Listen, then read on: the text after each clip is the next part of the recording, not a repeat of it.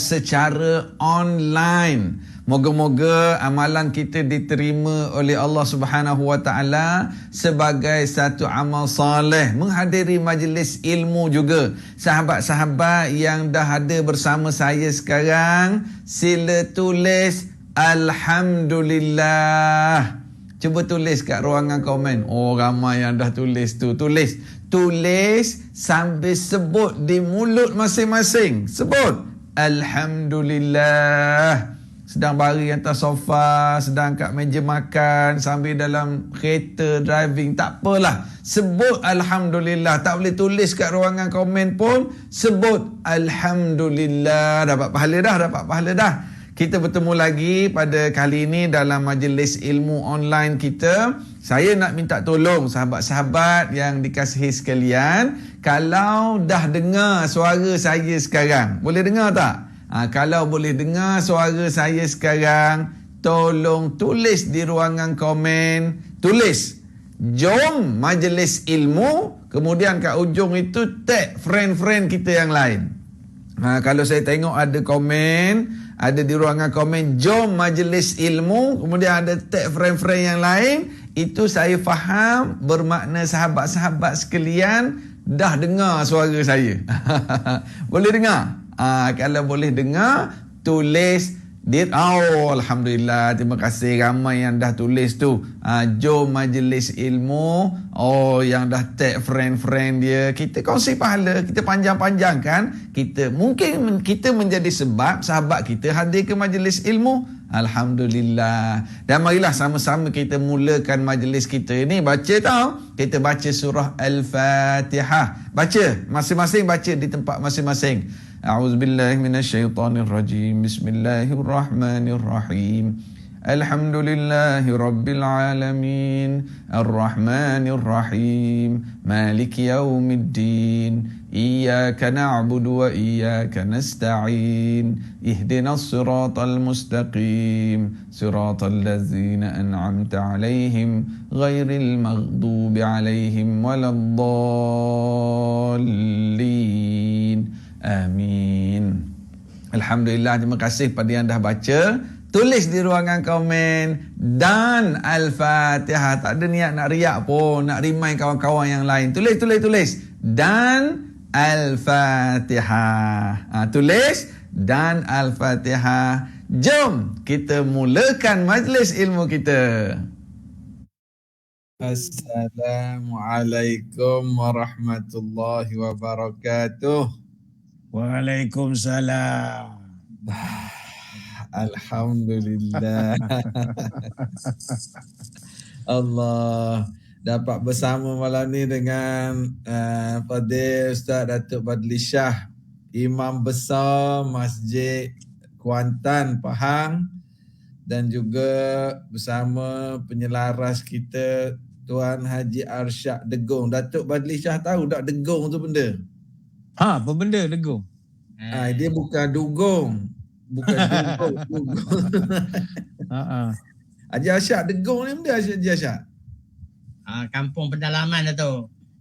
Masya Allah. Al-Degongi. Al-Degong. Sedap Datuk sebut Al-Degong.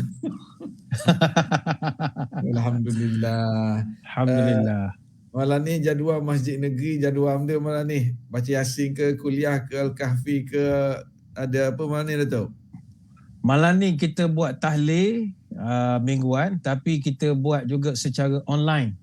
Maksudnya kepada saudara mara di Kuala Lumpur, di mana tak dapat nak balik, jadi dia online kan di rumah masing-masing, keluarga sama dia, kita tahlilkan. Dia bagi senarai nama, kita akan minta dan kita akan sebut lah. Raikan. Masjid Negeri bersama rakyat. Masya Allah. Ya, kita bersama. Kita ada YouTube kita, jadi dia orang buka lah, anak-anak beranak dia buka, sebut nama toki dia ke apa semua. Seronok lah. Jadi ada hubungan dengan Masjid Negeri jadi masyarakat. Alhamdulillah. Masa banjir baru ni di Kuantan ada juga kawasan-kawasan banjir kan? Banyak. Kalau ala-ala ke Penor, ala-ala ke Taman Indrapura, belah sana lah, belah pantai ni kurang sikit. Masya-Allah. Tapi dak lah seteruk belum mentakak benar kan?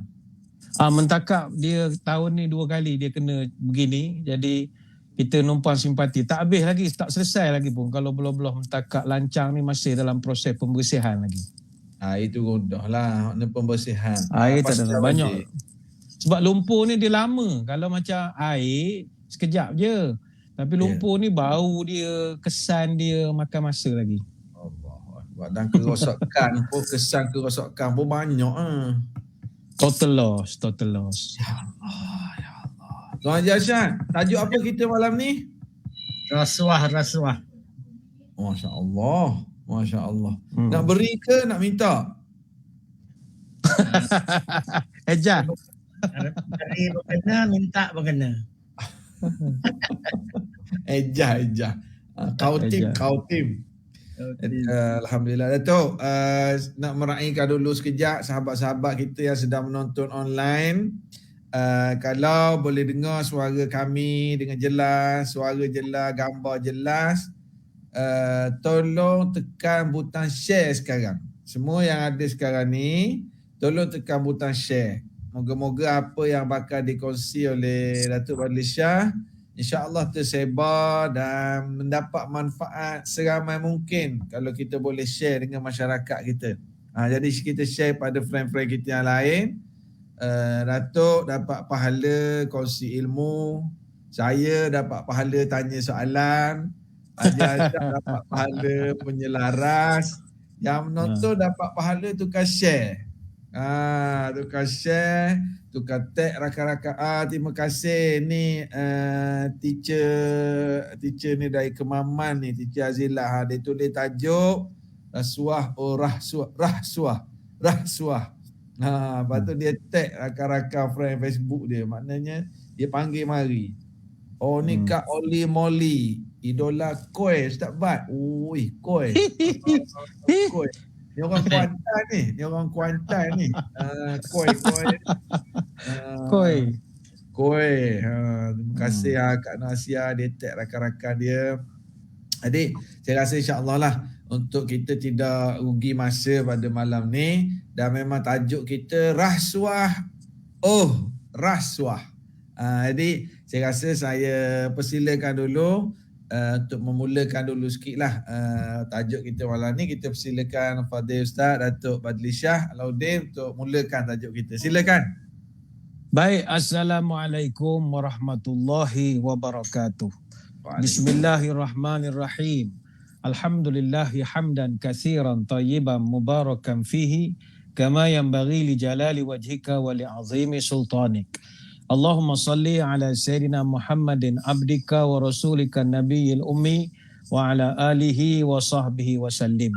Allahumma raddina biqada'ika wa sabbirna ala bala'ika wa auzi'na syukra ni'ma'ika.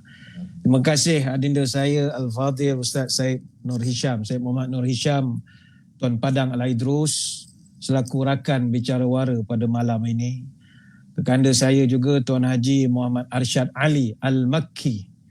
Seterusnya yang diraihkan juga para pelayar yang menonton siaran pada malam ini. Tak kira di mana saja berada. Yang menonton dari utara kita doakan sejahtera. Yang menonton dari timur moga terus makmur. Yang menonton dari barat moga dapat berkat. Yang menonton dari selatan moga dapat keampunan. Tajuk yang kita pilih pada malam ini adalah untuk nak sama-sama kita muhasabah tentang peringatan daripada Nabi SAW bahawa hidup kita ini, kalau kita banyak ibadah sekalipun tapi kita bergelumang dengan rezeki yang tidak betul caranya, cara yang diharamkan oleh agama, maka segala ibadat kita tidak ada erti. Kita hanya dapat penat. Yang ini kita sama-sama nak kongsikan. Supaya kita tidak mahu bangkit di padang mahsyar nanti kita tengok amalan kita tidak ada. Padahal kita penat beramal ibadah, dengar ceramah, pergi ke Mekah, pergi ke masjid. Rupa-rupanya kita selama hidup di dunia, sumber rezeki kita daripada benda-benda yang diharamkan. Sebab itulah dalam kitab Asyurut Du'a wal Mawani al-Ijabah, ada dirakamkan satu hadis. Hadis ini begitu terkenal sekali. Yang mana Nabi SAW pernah berceritakan ada orang yang sedang bermusafir di tengah padang pasir, yang mana dia mengangkat tangannya ke langit, yutilu safar ash'atha aghbara yamuddu yadaihi ila sama, ya Rab, ya Rab. Dia angkat tangan berdoa. Wa mat'amuhu haram, sedangkan makanannya haram, wa syrabuhu haram, minumannya haram, wa malbasuhu haram, pakaiannya pun dari duit haram, wa ghudhiya bil haram, dan dia punya dimakan dengan benda-benda yang haram. Fa anna yustajabulah, macam mana nak istijabah doa ini? Ini hadis Muslim. Para ulama ketika membahaskan hadis ini menarik untuk kita bahaskan pada malam ni. Ada ilmu yang boleh kita kongsikan. Lelaki ini, kata para ulama, berdasarkan cerita Nabi ini, atas kertas dia dah cukup 4 syarat asas dikabulkan doa. Ini tips untuk kita. Kalau kita nak mudah dikabulkan doa oleh Allah, kata ulama, buat 4 perkara ini. Pertama, musafir. Yang mana Nabi sebut yatilus safar. Doa orang musafir takkan ditolak. Salasata da'watin yustajabu lahunna la syakka fihinna. 3 doa yang akan diterima oleh Allah. No doubt about it. La syakka fihinna. No doubt about it. Pertama, da'watul mazlum. Doa orang yang dizalimi. Kemudian, wa da'watul musafir. Doa orang yang musafir. Yang ketiga, wa da'watul walidi li waladihi. Doa mak bapak kepada anak-anak. Ini hadis riwayat Bukhari. Jadi laki ini atas kertas sewajarnya doa dia mustajab sebab dia pun musafir. Yang kedua, kata ulama, laki-laki ini sepatutnya doanya mustajab sebab adanya kerendahan dalam pakaian dan penampilan. Sebab kata para ulama, Allah Ta'ala sangat suka kalau hambanya itu berdoa dalam keadaan kusut. Rubba ash'asa madfu'in bil abwabi law aqsama 'ala Allahi la abarrahu. Ada satu hadis Nabi sebut, boleh jadi orang yang berdoa dalam keadaan rambut kusut, pakaian berdebu, pakaiannya lusuh. Orang tak suka ke dia, mana pintu-pintu tertutup, madfu'an bil albab, orang datang orang tutup pintu, datang orang tutup pintu. Maka orang begini, kata Nabi, kalau berdoa pada Allah pasti dikabulkan. Ini hadis riwayat Ahmad. Baik, itu tips juga untuk kita. Kalau kita rasa benda tu mustahak nak diluluskan oleh Allah, cubalah. Bukan pakai comot, tidak. Jangan jangok sangat. Pakai ya Allah, ya Allah, ya Allah. Sebab itu orang yang semayang istisqa, minta hujan bagai-bagai, diterbalikkan serban, jubah dipusing ke belakang supaya nampak kita ni hina di sisi Allah. Jadi atas kertas, laki-laki ni sepatutnya istijabah doa dia. Dan yang ketiga, kata ulama, laki-laki ni sepatutnya mustajab doa dia sebab dia menadah tangan ke langit. Dan ini dituntut. Innallaha hayyun karimun yastahi idza rafa'a ar-rajulu ilaihi yadayhi ay yaruddahuma sifran khabataini. Nabi sebut Allah Maha Pemalu dan Maha Mulia. Dan Allah sangat malu kalau seorang yang mengangkat menadah tangan kepadanya minta doa, tapi dia balikkan doa itu dalam keadaan kosong dan tak dapat apa-apa. Ini hadis riwayat Abu Daud. Mana orang angkat tangan ini, dia nampak kesungguhan nak minta sesuatu. Ya Allah, ya Allah, ya Allah. Jadi Allah suka kalau orang doa begitu. Sebab itu peringatan juga untuk kita, kalau berdoa mesti nampak sungguh-sungguh. Dan mesti yakin doa itu mesti dikabulkan. Jangan 50-50. Udu'ullah wa antum muqinuna bil ijabati. Doalah kepada Allah dalam keadaan mu confident doa itu dikabulkan oleh Allah. Wa'lamu anna Allah la yastajibu du'a min qalbin ghafilin lahin. Allah, ketahuilah, kata Nabi, Allah takkan terima doa yang dipanjatkan daripada hati yang lalai dan tidak bersungguh-sungguh. Mana doa, ya Allah, bila luluh pada anak aku nak periksa ni, ya Allah, tapi kalau tak luluh pun tak apa, aku ikut je. Tak boleh doa gitu. Ya Allah, aku nak pergi ke Mekah bulan 3 ni, ya Allah, tapi ni kan ada sekatan pula pergi ke Mekah, tolong ya Allah, mustajabkan doa aku ya Allah. Tapi kalau tak lagi tak apalah, aku pergilah ke Thailand je. Tak boleh doa gitu. No, mesti you 100%. Jadi laki-laki itu sungguh-sungguh. Tapi kenapa tak dapat? Yang keempat kata ulama, laki-laki yang Nabi ceritakan itu, dia ada al-ilhah. Ilhah ni betul-betul mengharap Allah mustajabkan doa sampai dia mengulang-ulang sebutan Ya Rab, Ya Rab, Ya Rab. Ini kata para ulama, nak cepat makbul doa, Allah Ta'ala suka kalau kita sebut nama dia banyak-banyak kali. Tuhan sangat suka. Pernah kata sahabat, Nabi pernah dengar ada satu orang lelaki, dia berdoa, Allahumma inni as'aluka ya Allah bi innakal wahidul ahadus samad alladhi lam yalid wa lam yulad wa lam yakul lahu kufuwan ahad antaghfir li dhunubi innaka antal ghafurur rahim. Dia doa sungguh-sungguh pada Allah, dia sebut segala sifat Allah. Maka kata Nabi, sesungguhnya dia telah diampunkan oleh Allah, dia telah diampunkan oleh Allah, dia telah diampunkan oleh Allah. Hadis riwayat Abu Daud. Artinya doa kena sebut banyak-banyak. Ya Allah, Ya Allah, Ya Rab, Ya Rab, Ya Rab. Tapi kenapakah laki-laki yang Nabi ceritakan itu, walaupun dah ada 4 cukup syarat, 4 perkara yang boleh mustajab doa, tetap Allah tak sudi pun memandang doanya itu. Sebab Nabi sebut, semua yang ada pada dia dari sumber yang haram. Makannya haram, minumnya haram, pakaiannya haram, segala-galanya haram. Sebab itu kita nak mengajak seluruh muslim dan muslimat. Rasuah ini salah satu daripada sumber haram. Kita rasa kesian nanti dengan segala ibadah yang kita buat, tak ada nilai di sisi Allah disebabkan kita buat rasuah ini saja. Jadi ini mukadimah dulu, nanti kita akan lebih kembangkan lagi tentang rasuah ni. Tapi sebagai permulaan, jangan pandang rendah kepada, jangan pandang remeh kepada isu makan daripada benda yang haram ini. Allahu'alam. Ada 4. Dia cukup ada 4 faktor doa dia mustajab. Masya-Allah. Ada 4 faktor, tapi Nabi sebut kat ujung, fa anna yustajabu lidzalik. Bagaimana mungkin Allah akan perkenankan? Sebabnya dia ada buat benda yang jadi doa dia tu terhalang. Betul lah tu.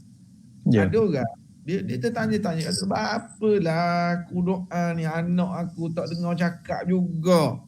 Sebab apalah aku doa ni, penyakit tak sembuh juga. Kenapalah aku banyak dah doa, nak minta anak masuk sekolah ni tak dapat. Dia rasa dia baik dah.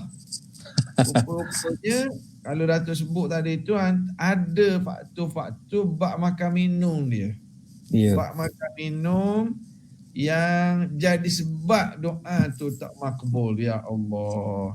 Tajuk ni penting sebenarnya. Untuk penting. Sebab bila Datuk sebut cadangan bincang bab rasuah ni, dia ada banyak peringkat dan ada banyak jenis rasuah. Banyak peringkat. Jadi mungkin sebelum Datuk nak masuk bab banyak jenis, banyak bentuk, banyak keadaan, banyak peringkat rasuah ni, saya nak minta sahabat-sahabat yang sedang menonton sekarang, setiap orang tag 5 orang friend dia di ruangan komen. Tag dia, jom dengar bab rasuah, tulis gitu. Jom dengar bab rasuah, lepas tu tulis friend Facebook dia 5 orang kat ruangan komen. Dia akan naik notification di Facebook dia orang dapat bersama kita. Tulis, jom dengar bab rasuah ni. Jadi saya Datuk boleh sambung sikit lagi Datuk, silakan. Sambil dia orang duduk. Baik. Terima kasih muslimin muslimat sekalian. Kita tidaklah nak cerita berat-berat malam ni tentang rasuah ke apa ke, tapi dia begini, ada setengah orang dia menganggap ini bukan rasuah ustaz, ni hadiah. Ni bukan rasuah ustaz, ni rasa. Jadi dia tidak menganggap benda itu salah. Baik. Saya nak bawa ada satu riwayat. Pernah Nabi SAW dia menugaskan ada seorang laki-laki daripada Bani Asad, yang mana namanya disebutkan jelas Ibnu Lutbiyah. Yang mana Ibnu Lutbiyah ini dihantar untuk menguruskan kutipan zakat. Jadi dia pun pergilah buat kutipan zakat, kumpul bawa balik ke Madinah. Kemudian fayati yaqulu hadza laka wa hadza li. Ini. Dia dah kumpul collection banyak. Dia pun beritahu kepada rakan-rakan dia di pusat pungutan zakat, PPZ lah zaman Nabi itu. Dia kata, ini untuk pusat zakat. Habis ni hak saya. Wahazali. Ni collection untuk saya. Jadi bila Nabi SAW dengar percakapan begini, fahalla jalasa fi baiti abihi wa ummihi fayanzuru ayuhda lahu amla. Allah. Nabi tanya satu soalan mudah aja. Saya nak tanya, kata Nabi. Kalau awak duduk di rumah mak ayah awak, duduk di kampung, tak ada jawatan, ada tak orang nak bagi hadiah pada kamu? Ya Allah. Kalau awak orang kampung, duduk di pedalaman, mana tadi mergaung, degong mana tu? Kalau duduk kampung yang jauh, bukan somebody, awak tak ada jawatan, ada tak orang sudi nak hantar 5 raya Cina ke awak? Ya Allah. Takkan ada orang sudi. Wallazi nafsi biyadi la ya'ti bi syai'in ila ja'u bi yaumal qiyamah yahmiluhu ala raqabatihi. Demi Allah, kata Nabi, tidaklah seorang yang datang dengan membawa hadiah seperti yang kamu buat tadi, melainkan pada hari kiamat dia akan pikul hadiah itu di lehernya nanti. Mana awak bekerja, tapi macam mana boleh dapat hadiah? Oh, dia kata, tak tahulah orang baik. Saya baik dengan orang. Penuh 5 raya Cina. Berkotak-kotak hantar pejabat. Toke-toke baik dengan saya. Bukan toke baik dengan awak. Baik pada jawatan awak. Kalau awak dah pencen esok, tak ada orang cara dah. Percayalah. Ya, orang buat baik dengan kita sekarang. Kontraktor ajak minum air. Sebab ni, jawatan kita. Nabi sangat pantang benda ini. Sebab itu kata Nabi, in kana ba'iran lahu rughaun aw baqaratun laha khuwarun aw syatan tay'aru. Kata Nabi, orang yang pekerja, yang ambil suapan orang masa dia bekerja ini, nanti kalau dia ambil hadiah tu dia pikul pada hari kiamat. Kalau yang diterima hadiah itu ba'iran lahu rughaun, kalau yang diterima unta, maka di padang mahsyar dia akan keluar suara unta. Kalau hadiah yang diterima adalah au baqaratun laha khuwarun, kalau dia dapat hadiah lembu, dia akan keluar suara lembu. Dan kalau dia dapat kambing, dia akan pikul dan akan keluar suara kambing. Summa rafa'a yadayhi hatta ra'ayna ghufrata ibtaihi ala hal ballaghtu salasan. Kemudian Nabi pun angkat tangan sampai kami nampak, kata sahabat, putih ketiak dia Nabi ni. Makna Nabi bersungguh. Kata Nabi, ya Allah, saya dah sampaikan. Samalah kita pada malam ni, Tuan Syed. Ala hal balagna, ya, kami dah sampaikan. Allah. Kami dah pesan pada masyarakat. Jangan sampai orang kata, ustaz-ustaz ni balik-balik kalau ceramah cerita sedekah. Balik-balik ceramah cerita sedekah. Tak ada kerja lain. Bila nak cerita pasal rasuah, kita cerita pada malam ini. Jangan. Sebab kita akan diazab oleh Allah kerana benda hak bagi kita benda ni biasa saja. Ni hadis riwayat Bukhari dan Muslim. Sebab itu muslimin muslimat, mari kita amanah. Adat hidup orang Melayu memelihara amanah sejak dahulu. Adat hidup orang beradat memelihara amanah, dianya taat. Adat hidup orang terpandang, janji diturut, amanah dipegang. Adat hidup orang terbilang, janji ditunggu, amanah disandang. Cuma masalah sekarang bila dunia dah nak kiamat ni, kita lihat rakan-rakan kita, masyarakat kita sekarang dah tak kisah sumber lagi. Janji masuk, kata dia. Kadang melabur tak tentu arah, tak tahu ya ke tidak. Letak gambar Tuan Syed, dia pun melabur, dia tak tahu betul ke tidak. Tak ada, dia janji, you melabur pagi RM10, petang dapat 2 juta. Percaya pula. Jangan. Kita tak tahu mana datang duit. Baik tu Nabi sebut layak tiyanna 'alan nasi zamanun la yubalil mar'u bima akhadhal mal amin halal amin haram. Ya. Nanti akan sampai satu zaman mu akan tengok manusia sudah tidak peduli lagi cara dia mendapatkan harta. Cara yang halal ke, cara yang haram ke, dia tak peduli. Janji masuk, hadis Bukhari. Inilah semua golongan-golongan yang kalau kita tak berikan nasihat, mereka nanti akan menyalahkan kita. Dulu tak ada orang beri nasihat pada kami. Gini. Kita nak berikan nasihat. Jangan ambil daripada benda-benda yang tak dibenarkan agama. Wa tahfazul batna wa ma hawa. Jaga isi perutmu daripada apa yang haram. Jaga. Biar kita miskin. Jangan kita ini hidup hina dipandang oleh Allah. Tidak boleh menetap jati, papan di Jawa dibelah-belah. Jangan diikut kehendak hati, kita di bawah perintah Allah. Ingat, duit atau bab duit adalah bab yang paling details ditanya di padang mahsyar. Sebab itu dalam hadis kata Abu Barzah Al-Aslami radhiyallahu anhu, la tazulu qadama abdi yaumal qiyamah hatta yus'al an arba'. Tidak bergerak kaki kita di padang mahsyar sehinggalah kita selesai diaudit 4 perkara. Selagi you tak boleh jawab soalan-soalan daripada para pengaudit ini, tak bergerak kaki kita. An umurihi fima afnah. Yang pertama ditanya adalah tentang umur kita, ke mana kita gunakan umur kita. Wa an jasadihi fima ablah. Yang kedua ditanya adalah berkenaan tentang jasad kita, untuk apa kita gunakan badan kita ini. Yang ketiga dia akan tanya adalah wa an malihi min aina iktasabahu wa fima wada'ahu. Yang ketiga dia tanya adalah harta. Dari mana awak dapat dan ke mana awak spend. Dan tentang yang keempat kata Nabi, wa an ilmihi madza amila fi. Tentang ilmu, ke mana kamu amal. Hadis Tirmizi. Kalau kita perhatikan hadis ini, 4 soalan yang ditanya, 3 soalan hanya tanya you spend ke mana. Ilmu ke mana, umur ke mana, jasad ke mana. Tapi bab duit, dia akan tanya min aina tasabahu. Masuknya, keluarnya. Ilmu dia tak tanya dapat pada mana, YouTube ke apa ke tak. Dapat pada no problem. Tapi harta begitu detail. You dapat daripada mana. Sebab itu perkara duit bukan perkara main-main. Biar kita susah, jangan makan duit-duit yang haram. Kita doa pada anak cucu kita, jangan sampai mereka pun terlibat dengan benda-benda begini. Bukan sekadar rasuah sajalah. Termasuk scam orang misalnya, tipu orang. Beli barang orang order, kita tipu, kejap suruh masuk duit lagi, kejap suruh masuk duit lagi. Ini semua haram. Benda yang boleh menyebabkan kemurkaan Allah. Ayo tuan-tuan, cari rezeki halal. Allah akan permudahkan kalau kita nak cari rezeki halal. Kata Abdullah bin Mas'ud, tidak ada satu amalan pun yang mendekatkan kamu ke syurga, melainkan Nabi telah perintahkan benda itu pada kamu. Dan tidak ada satu amalan pun yang mendekatkan kamu ke neraka, melainkan Nabi dah larang pun benda itu. Dan jangan kamu menganggap rezeki kamu payah.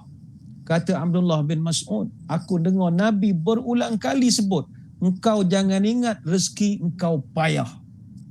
Jangan ingat.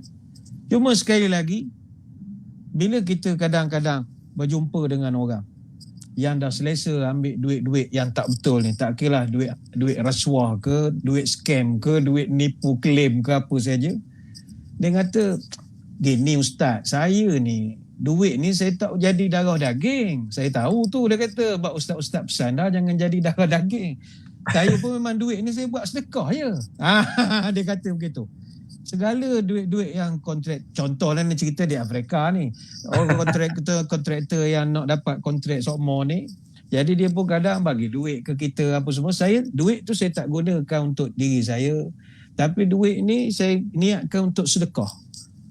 Mana ada orang dia menganggap duit-duit haram ni, duit rasuah, duit scam, duit rompak apa semua ni, kita sedekahkan untuk bantu orang susah, tak jadi masalah. Ini ajaran sesat.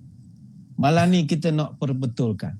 Duit curi, duit rompak, duit haram, semua tak boleh buat ibadah. Man jama'a malan haraman thumma tasaddaqa bihi lam yakun lahu fihi ajrun wa kana isruhu alaihi. Nabi sebut, barang siapa kumpulkan harta dari sumber haram, kemudian dia bersedekah, lam yakun lahu fihi ajrun, dia tidak akan dapat pahala. Bahkan wakana isruhu alaih, bahkan dia dibebankan pula dengan dosa. Hadis riwayat Ibnu Hibban. Jangan. Tidak boleh gunakan petua, tak apa, duit haram ni ustaz ni saya guna nolong orang sambung belajar buat mak tafih. Tak betul. Dalil awak tu tak betul. Ada satu hadis lain daripada Al-Qasim bin Mukhaimirah, man iktasaba malan min ma'samin fawasala bihi rahimahu aw tasaddaqa bihi aw anfaqahu fi sabilillah jama'a dzalika kullahu jami'an faqudhifa bihi fi jahannam. Masya-Allah. Nabi sebut siapa-siapa yang dapat harta malan min ma'samin, dapat duit harta dengan cara ma'samin, yang cara berdosa, dan dengan harta itu dia fawasala bihi rahimahu, dia guna duit itu untuk silaturahim, dia belanja satu keluarga 7 generasi, 3 generasi buat family day. Family day. Buat di mana Merang ke di mana, 3 keturunan. Dia sponsor semua. Panggil pula ustaz-ustaz ceramah, mulai macam-macam. Niat dia, duit dia pakai duit ni lah, dia kata. Al-tasaddaqa bihi, atau dia bersedekah. Dia bagi mak tafih, bagi orang nak ganti kapet masjid, macam-macam. Au anfaqahu fi sabilillah, dia infakkannya di jalan Allah, wakaf dan bagai-bagai lagi. Jama'a dzalika kullahu jami'an faghuthifa bihi fi jahannam. Maka kelak dia akan dilemparkan ke neraka jahanam sebab dia membuat perbuatan itu. Hadis Abu Daud. Jadi kalau ada orang kata, ini ustaz, saya bukan nak pakai untuk diri saya, saya guna ni untuk bantu anak saudara belajar di London, saya tanggung dia 4 tahun ustaz. Mak saya sakit, saya hantar hospital paling mahal di Kuala Lumpur, tak nak pergi hospital kerajaan, saya bayar mahal, saya guna duit-duit ni, saya tak guna untuk diri saya. Kita nak terang amalan ni, no such thing. Banyak lagi kita nak cerita, lepas ni kita sambung lagi. Inna Allah tayyibun la yaqbalu illa tayyiba. Allah tu bersih, suci. Allah tak terima hak tak bersih, hak tak suci. Melainkan Allah terima yang halal sahaja. Ya Allah, memang ramai orang beri alasan itu ustaz. Kata, projek ni ustaz, kalau saya tak beri rasuah, orang lain ambil, orang lain beri rasuah. Nak award projek tu, dia minta 10,000 ustaz. Jadi kalau saya tak bagi 10,000 tu, projek tu boleh ke orang lain tu bayar 10,000. Kalau saya bayar rasuah 10,000, projek dapat saya untuk saya tolong masjid ustaz. Ni di Afrika ni dah. Ni di Afrika dah. Oh ya. Allahu akbar. Allahu akbar. Tapi saya tertarik sangat yang Datuk cerita tadi tentang kisah Ibnu Lutbiyah tadi, yang zaman Nabi tu. Dia balik kata, ni harta zakat hak aku kutip. Ni orang beri hadiah ke aku. Yang Datuk khabar tadi, Rasulullah tanya soalan tu, itu sebenarnya takrif rasuah tu. Yang soalan Rasulullah tanya, kalaulah lelaki ni tak ada jawatan, orang beri tak hadiah kat dia? Tak ingin. Tu clue yang paling jelas. Kalau mu tak pegang jawatan ni, orang beri ke tak? Kalau mu tak pegang jawatan ni, waduh yang musaking tu siapa ke tak? Orang nak belanja tak mu makan. Tapi Datuk, malam ni ada orang nak rasuah Datuk ni. Dia WhatsApp saya. Nama dia Pak Mus. Dia kata nak rasuah Datuk Bak, nak ajak pergi makan rumah dia. Dia nak ajak makan steak. Pak Mus. Ustaz Bak tahu kan? Datuk Bak tahu kan? Steak ke steak? Steak tak boleh. Patah gigi. Pak Mus WhatsApp saya, kata ajak Datuk Fadli Shah. Datuk Bak tahu kan Pak Mus? Di mana kedainya? Dia ada banyak kedai. Pak Mus ni toke stick ni, dia kata nak rasuah Datuk Fadli Shah, dia ajak main makan. Biasa sebelum ni dengan Datuk Harudin, Datuk Ismail Kamus, dia rapat lah jadi tetamu dia. Datuk, satu lagi yang saya tertarik tadi, bila Datuk sebut berkenaan dengan hak tentang 4 soalan di hari akhirat tu. Lah 3 tu tanya membawa pergi ke mana je.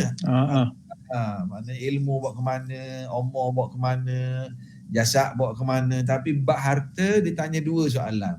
Dapat dari mana dan bawa ke mana. Ya Allah, tu menarik. Oi, ni Datuk ni pun ada juga ni seorang ni. Datuk Fadil Shah kenal tak ni? Ni dekat screen komen ni. Ni Datuk Hasri. Dia tak kenal Pak Mus sebab dia tak makan rasa. Dia tak tengok Forum Perdana ke TV1? Datuk Asli nak jadi panel malam. Biasa jadi panel malam. Tak kena tengok orang pakai uniform tu. Pak Mus kata mari deh hangpa tunggu tu. Dia biasa potong daging wahyu apa tak tahulah. Okey. Pak Mus ni. Allah. Datuk Asling ada bersama kita ni. Allahu Akbar. Baru ni dia pergi makam dia kat Kuantan. Sedap je nampak kat meja di Kuantan dia makan. Alhamdulillah. Kita agak lain cikal tak ada ni. Tak ada. Datuk Bat. Dia kadang-kadang kita cerita bab rasuah ni, orang dia pandai, dia cuba make up lah tu. Dia make up rasuah ni. Dia tadilah kalau hak terima tu dia kata dia nak guna untuk derma-derma sedekah. Kalau hak beri rasuah pula dia tukar nama, sponsor family day, hotel untuk 200 orang staff, tak apa saya sponsor je hotel 3 hari 2 malam. Dia tukar, dia make up, make up macam orang ambil babi lah, yes meleh babi, yes sunat. Dia ingat babi tu jadi halal balik. jadi banyak zaman sekarang ni rasuah ni ditukar namanya, ditukar istilah. Kadang-kadang dia kerja di syarikat tu, syarikat A beli barang dengan B supplier. Dia kata supplier bagi komisen kat saya. Sedangkan dia tekan orang beli barang dengan syarikat tu. Syarikat tu kata beri commission, sedangkan dia kerja sini. Conflict of interest. Tadi mungkin Datuk boleh tegakkan sikit lagi pada kita berkenaan dengan make up ini. Tukar nama, tukar bentuk, yelah, kelabukan orang dengan istilah rasuah. Baik, terima kasih. Contoh kalau macam kita lah, saya penjawat awam. Dia kadang-kadang penjawat awam ni, bila dia, ni cerita bukan penjawat awam di Malaysia, ni cerita di Afrika. Dia kalau dengan orang kontraktor ke apa misalnya, kalau orang tu bagi dia hadiah, dia kerana dia reward orang tu dengan apa-apa projek, maka kita kata, ni tak boleh Syekh, ni rasuah. Dia kata tak, ini contribution. Ni contribution. Jadi ayat-ayat yang bunyi-bunyi Mak Saleh ni apa semua menyebabkan benda itu nampak boleh diterima. Bila sebut hadiah, orang ada rasa lain macam. Dia begini, kita nak jelaskan. Kita orang Islam memang diajar tidak tolak hadiah. Yes, kita diajar. Sebab ada satu hadis daripada Abdullah bin Mas'ud, Nabi pernah menyebut, ajibud da'i wala taruddul hadiyata wala tadribul muslimina. Nabi kata, terima hadiah, jangan tolak. Dan janganlah engkau pukul orang Islam. Hadis Bukhari. Contoh Tuan Syed, dia bagi hadiah Habas Sauda misalnya. Hadiah. Kita tak boleh tolak. Tak boleh tolak. Dia bagi pula hadiah. Tak boleh tolak. Dan kita beri hadiah ke orang, tak boleh tolak. Tetapi, ini barang perlu ingat. Ni rakan-rakan penjawat awam. Untuk penjawat awam, haram hadiah. Ini bukan undang-undang dalam GO, General Order, Perkeliling JPA. Tidak. Ini dalam hadis. Sebab itu, dalam Sahih Bukhari, ada satu bab dipanggil Hadayal Ummal. Hadayal Ummal. Dalam Sahih Muslim, An-Nawawi bawakan satu bab Tahrimul Hadayal Ummal. Diharamkannya Hadayal Ummal. Hadaya ni maknanya hadiah, plural daripada hadiah. Hadaya.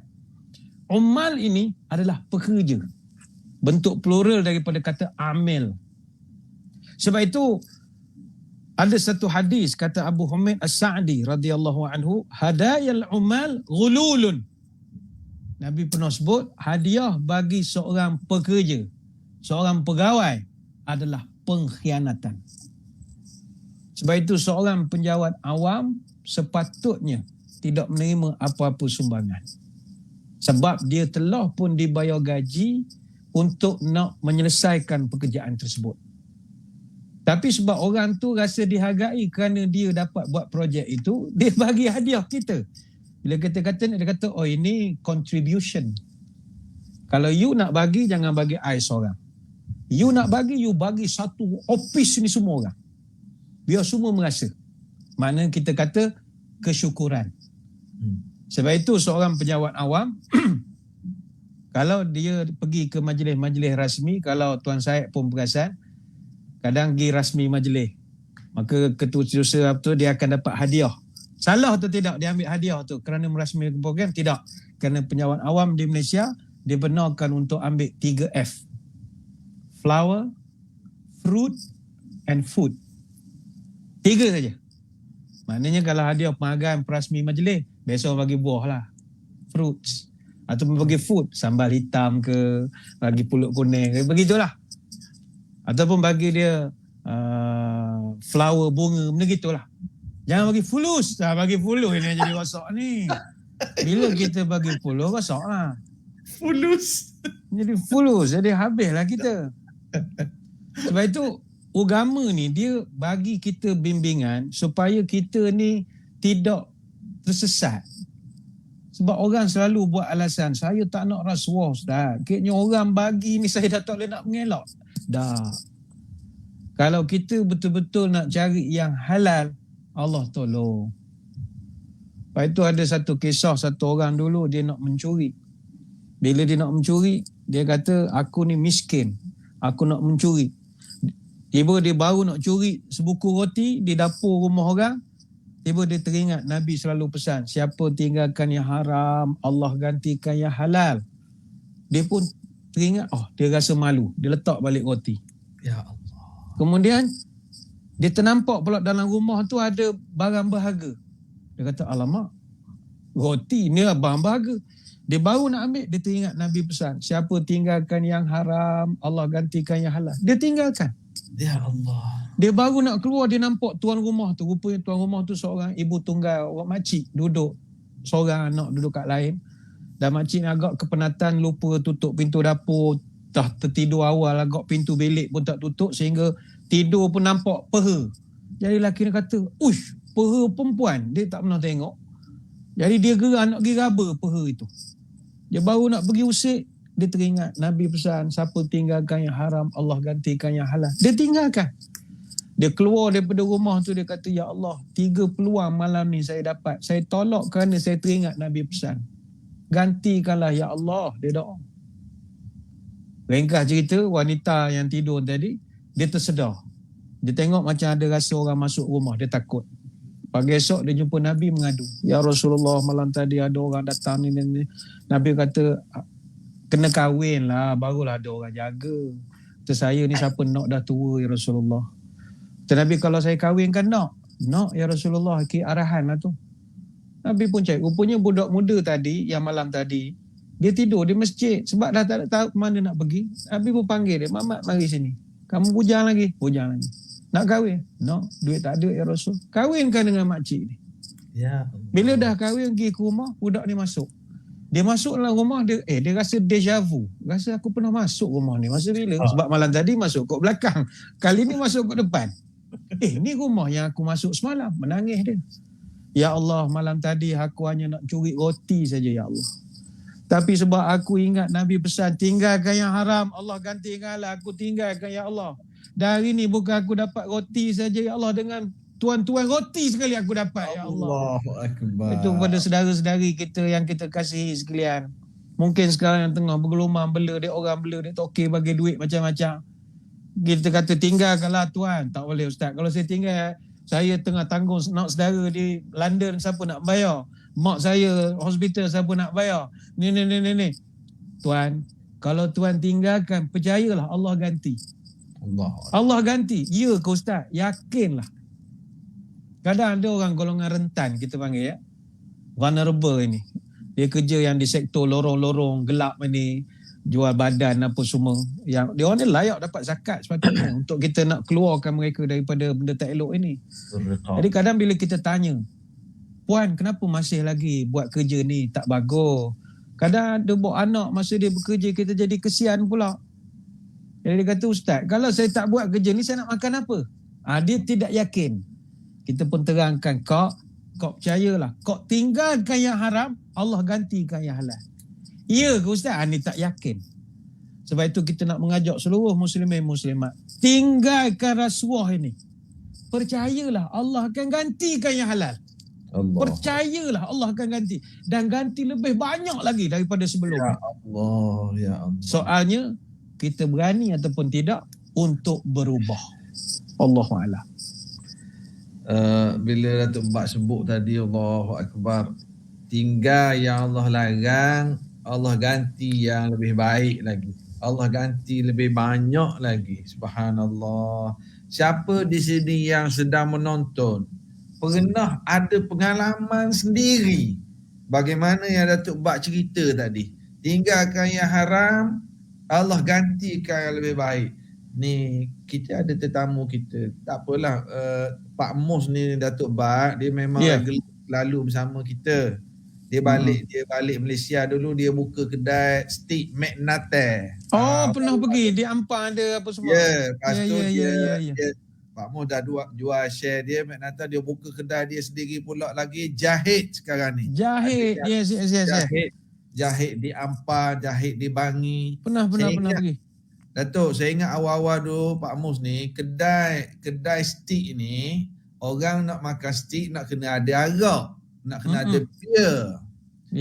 Dia standard steak dia, tapi kata no beer. Dia kata aku tak mahu dalam kedai aku ada arak. Allah larang. Allah larang. Tapi sekarang ni alhamdulillah dia buka dekat Cyberjaya, kedai steak dekat USJ. Masya-Allah. Subhanallah. Maknanya macam yang Datuk sebut tadi. Ni dia tulis. Ada Ustaz Ambo dah alami ni. Dia sendiri tulis di komen Pak Mus. Jadi subhanallah, kita katakan bahawa yakin yang Datuk Bak sebut tadi, yakin. Tapi tadi Datuk Bak ada sebut contoh beri hadiah Habatus Sauda. Datuk.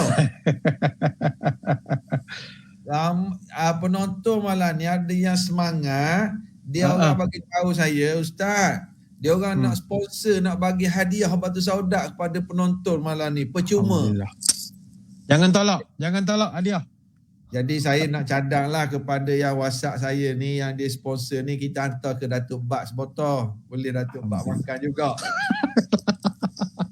Jadi siapa yang nak hadiah ni malam ni akan ada 8 orang penerima. Mana 8 botol. 1 untuk Datuk Bak, 7 orang lagi. Sila tulis di ruangan komen umur dia berapa. Cakap saya nak Habatus Sauda, umur saya berapa. Tulis gitu. Kemudian doa sikit kepada yang sponsor Habatus Sauda ni. Ini bukan rasuah. Ini hadiah. Tidak ada apa-apa kepentingan. InsyaAllah malam ni 7 orang penerima akan terima. Tulis di ruang komen, saya nak Habatus Sauda unit, dan doakan sikit kepada yang sponsor. InsyaAllah kita akan pilih 7 orang. Tulis saya nak Habatus Sauda dan doakan pada yang sponsor. Datuk Bak. Ya. Kadang, bak rasuah ni ada 2 golongan. Ada yang minta rasuah, ada yang memberi rasuah. Kadang-kadang yang beri ni dia kata saya bukan nak beri sangat Ustaz. Dia orang minta, saya darurat terpaksa. Kadang-kadang hak terima pula dia kata, dia orang ni main cocok saya Ustaz. Dia ulur. Pakat salah Ustaz. Datuk. Macam mana situasi ni? Baik. Biasanya kita banyak menghukum dan kita akan menghentam orang yang menerima Tapi jarang orang yang memberi itu kita heret sekali ke muka pengadilan. Sebab itu agama memandang bahawa rezeki kita ini tidak sepatutnya kita dapat dengan cara yang tak baik. Sebab itu Nabi pernah pesan pada sahabat, jangan kamu menganggap rezeki ini benda yang susah. Inna ruhal qudus nafasa fi raw'i inna nafsan la tamut hatta tastakmil rizquha. Sesungguhnya malaikat Jibril, kata Nabi, telah mewahyukan kepada sanubari hati sanubariku bahawa tidak ada seorang pun yang meninggalkan dunia ini melainkan rezeki dia telah disempurnakan. Fattakullah wa ajmilu fit talab. Maka takwalah kamu kepada Allah sekalian manusia, wajmilu fit talab, dan carilah rezeki dengan cara yang paling baik. Wala yahmilannakum istabta'ar rizqu an tatlubuhu bima'asillah. Dan kata Nabi, kalau ada yang merasa rezeki dia payah, jangan cari rezeki dengan cara maksiat. Fa innallaha la yudriku ma indahu illa bi ta'atih. Sebab kurniaan Allah tidak akan diperolehi dengan cara maksiat. Hadis riwayat Al-Hakim. Kalau kita betul-betul beriman, kita akan merasa mendalam sungguh pesanan Nabi ini. Biar kita susah, rezeki kita telah ditentukan oleh Allah. Dan kalau Allah yang menentukan, itu semua yang baik-baik saja. Maka kalau kita cari atau dapatkan dengan cara yang tak betul, sudah pastilah mendapat kemurkaan. Rasuah haram, itu no doubt about it. Janganlah pula ada ustaz-ustaz pula mengata, dah ada khilaf ustaz di kalangan ulama, ada mazhab kata tak apa. Tak. No doubt about it. Rasuah itu haram. La'natullahi ala rashi wal murtashi. Laknat Allah akan ditimpakan kepada hak memberi rasuah dan yang menerima rasuah. Hadis riwayat Imam Ahmad dan juga Ibnu Majah. Sebab itu ketika Allah Ta'ala berfirman, Samma'una lil kadhib akaluna lis-suht. Allah Ta'ala sebut mereka itu adalah orang-orang Yahudi itu, mereka suka mendengar berita bohong, akaluna lis-suhti, dan mereka itu makan as-suht. Ini surah Al-Ma'idah ayat ke-42. Apa makna as-suhti? Dalam tafsir Jalalain disebutkan bahawa maksud as-suhti itu adalah harta rasuah yang mereka dapatkan dengan cara mereka melakukan sogokan kepada orang besar-besar ketika itu. Ini boleh rujuk dalam tafsir Jalalain. Hasan Al-Basri rahimahullah ketika mengulas tentang ayat ini, dia mengatakan, innama zalika fil hukmi idza kana al-hakim minhum idza atahu ahadun bi rushwatin ja'alaha rashautahu liyuhiqqa laka batilan aw yibtila anka haqqan.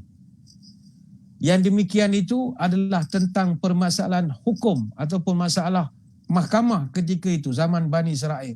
Mereka disuap, dirasuah untuk mengubah orang yang bersalah menjadi tidak bersalah, orang yang tak bersalah menjadi bersalah. Ini kita boleh rujuk dalam tafsir Al-Baghawi. Sebab itu rasuah ni yang paling ditentang oleh agama adalah apabila ianya menyelinap ke dalam sistem kehakiman. Yang itu yang paling berbahaya. Apabila undang-undang jadi macam pisau. Kalau ke bawah tajam, ke atas tumpul. Tak nak begitu. Kalau yang lakukannya orang kecil-kecil, cepat sekali hukumannya. Tapi kalau ni cerita di Afrika. Kalau yang berlaku di kalangan orang have-have, kayangan-kayangan, tak berapa nak tajam sangat pisau tu sebab ala ke atas. Barangkali mereka ini yang dimaksudkan akaluna lis-suhti. Sebab itu dalam konteks negara kita, ini kita boleh cerita dah, dalam konteks negara kita, muslimin muslimat sekalian. Kita, kalau orang tanya apa musuh negara kita nombor satu, dulu musuh kita nombor satu adalah dadah. Dan ada yang kata masih lagi musuh nombor satu. Tapi kalau kita lihat sekarang musuh nombor satu kita adalah rasuah. Sebab itu anggota PDRM polis pun dia ada pakai lambang integriti di sini. Mana itu benda yang paling membahaya, musuh dia kena lawan, iaitu integriti, amanah. Dia jangan ada tipu. Kerana seseorang itu kerana rasuah, dia boleh buat macam-macam masalah. Masalah pendatang asing masuk ke negara kita tak ikut saluran, rasuah. Masalah dadah masuk, dulu main gram-gram, sekarang main kontena-kontena kalau keluar berita. Kenapa? Ada ketirisan. Isu daging halal, tak halal masuk daripada luar dan bagai-bagai. Benda ini semua adalah disebabkan oleh rasuah. Baik itu kita menyeru dan merayu kepada seluruh muslimin muslimat. Kita mesti bersungguh-sungguh untuk menangani masalah ini. Sebab itu dalam konteks negara kita, alhamdulillah, selepas negara kita merdeka tahun 1957, pihak pemerintah memang beri tumpuan kepada masalah rasuah ini. Lalu mereka pun tubuhkanlah Badan Pencegah Rasuah ketika itu. Tapi menarik ni tuan saya nak kongsi sejarah SPRM sedikit. Masa SPRM ni ditubuhkan dulu, dia hasil kajian Shah Nazir Alam, nama polis. Dia polis dari Pakistan. Pegawai tinggi polis Pakistan. Dia datang ke negara kita, 3 bulan dia buat kajian macam mana nak selesaikan rasuah di Melaya ketika itu. Dia pun buat kajian 3 bulan sampai 26 April tahun 1958 dia kemukakan cadangan daripada Kerajaan Malaysia. Jadi cadangan tu nak buat ke agensi khusus untuk buat siasatan rasuah. Tapi yang ni kerja Allah Ta'ala kadang jadi pelik. Shah Nazir Alam ini, pegawai tinggi polis di Pakistan, dia balik ke Pakistan, dia pula kena tangkap kes rasuah. Tak jadi pelik. Ini sejarah ni. Kita jadi nak suka. Macam mana dia yang mencadangkan penubuhan, tapi itulah kehidupan. Rasuah ni, kita mungkin sebab tak terlibat dengan kerja yang besar-besar, mungkin kita boleh, ustaz boleh lah cakap dalam telefon, dalam ni boleh lah gini-gini. Kita akui benda ni cabarannya begitu besar.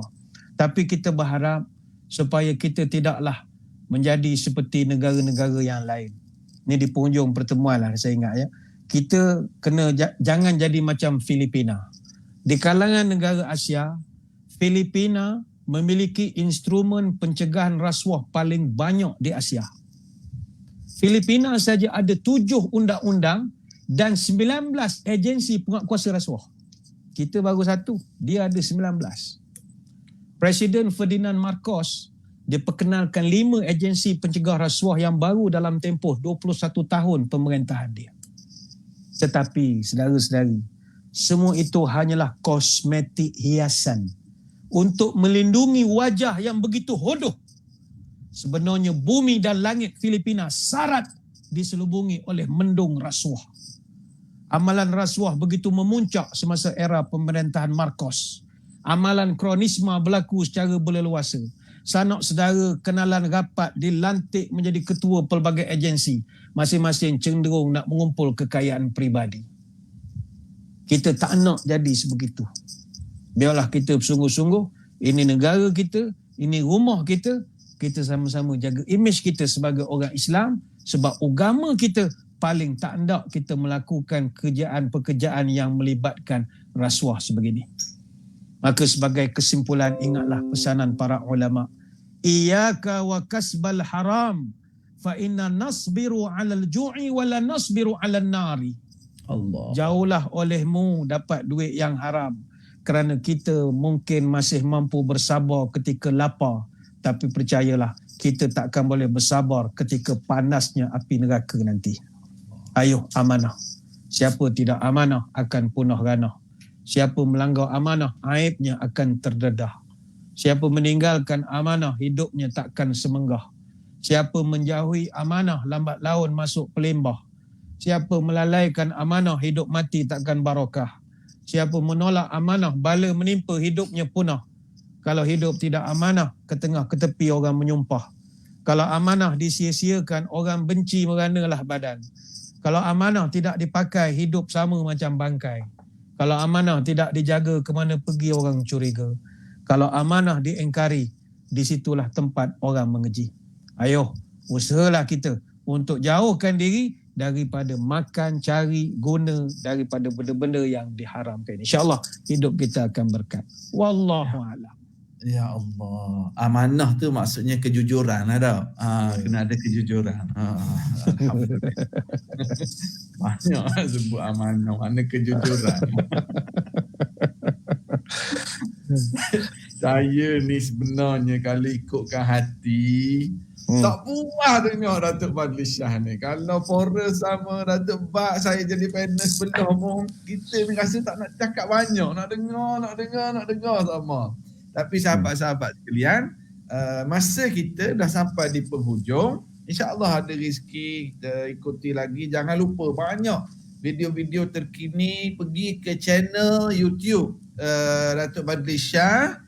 Kuliah-kuliah ada, maknanya penjelasan tentang isu-isu terkini. Terpakat pergi ke YouTube Datuk Fadli Shah, insya-Allah. Cuma Datuk, kita tanya tadi tentang, tengok ni, Pak Mus dia share. Dia kata dia dapat kontrak bagi jamu VVIP makan. Ambo tolak projek 20k. Pasal Allah. dia kata 3k dia nak makan. Hanya dapat projek untuk jamu makan tengah hari 20,000. Jadi orang hak urus tu kata nak makan 3,000, dia nak kerja 3,000. Pak Mus tolak. Lepas itu dia kata ada orang mari beli daging dia 70,000. Baik. Alhamdulillah. Allah ganti. Allah ganti, subhanallah. Jadi kita ucap terima kasih banyak pada Fadil Ustaz Datuk Fadli Shah di atas perkongsian pada malam ni. Datuk Arsyad kena jemput lagi Datuk Fadli Shah ni. Penyelaras kita apa dan akapiah jemput lagi Datuk Fadli Shah ni bersama dengan kita. Malam ni penerima hadiah Habatus Sauda 7 orang.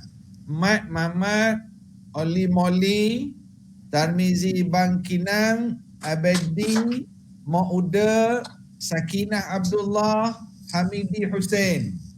Datuk Fadli Shah seorang lagi.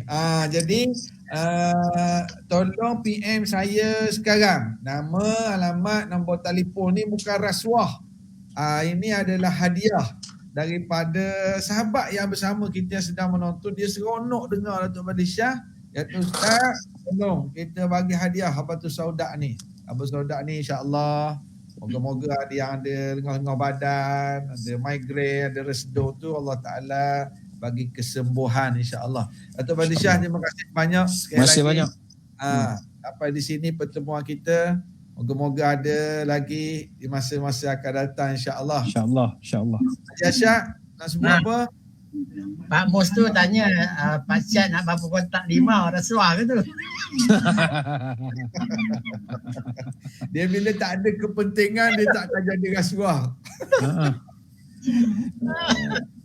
Okey Datuk Fadli Shah, terima kasih banyak. Assalamualaikum warahmatullahi wabarakatuh. Waalaikumsalam warahmatullahi wabarakatuh.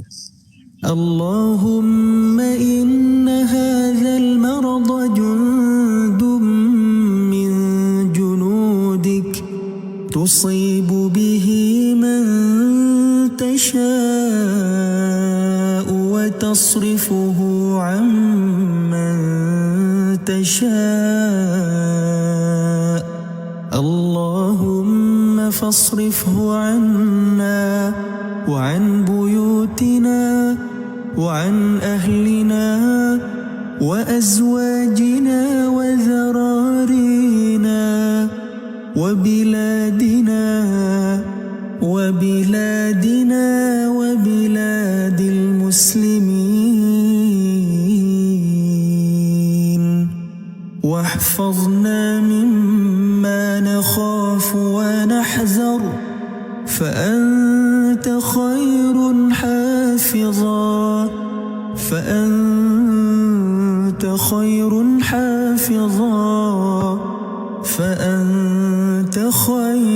حافظا وأنت أرحم الراحمين.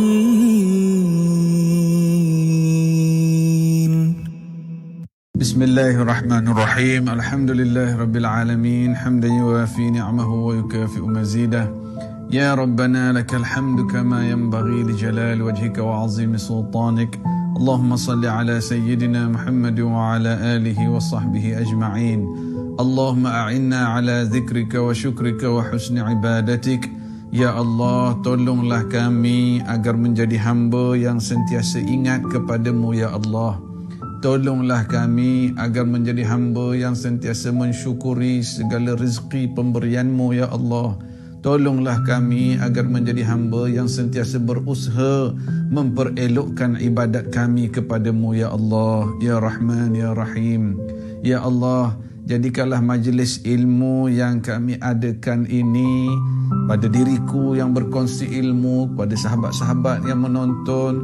Ya Allah, terimalah ini sebagai amal saleh dari kami ya Allah. Kurniakanlah keikhlasan kepada kami dalam menuntut ilmu dan mengamalkannya ya Allah. Kurniakanlah kepada kami istiqamah untuk beramal dengan ilmu yang kami pelajari ya Allah. Berilah kekuatan untuk kami berkongsi pahala ini bersama-sama sahabat yang lain. Ya Allah, terimalah amalan yang kami lakukan ini ya Allah. Ya Rahman, Ya Rahim. Jadikanlah kami insan yang sentiasa mendengar kebaikan-kebaikan dan berusaha mengamalkannya ya Allah. Jadikanlah teguran-teguran yang kami jumpa, kami dengar di dalam majlis-majlis ilmu ini sebagai kekuatan kepada kami untuk membaiki diri kami menjadi hamba-Mu ya Allah. Ya Allah, berkatilah sahabat-sahabat kami ya Allah yang bersama kami dalam majlis ilmu ini ya Allah. Ya Allah, sebagaimana Kau himpunkan kami secara online dalam majlis ilmu ini ya Allah, himpunkanlah juga kami di dalam taman syurga-Mu di hari akhirat nanti ya Allah. Walaupun kami mungkin tidak pernah sempat bertemu di dunia ini ya Allah, tetapi kami berukhuwah di dalam majlis ilmu ini ya Allah. Himpunkanlah kami di dalam syurga-Mu di hari akhirat nanti ya Allah.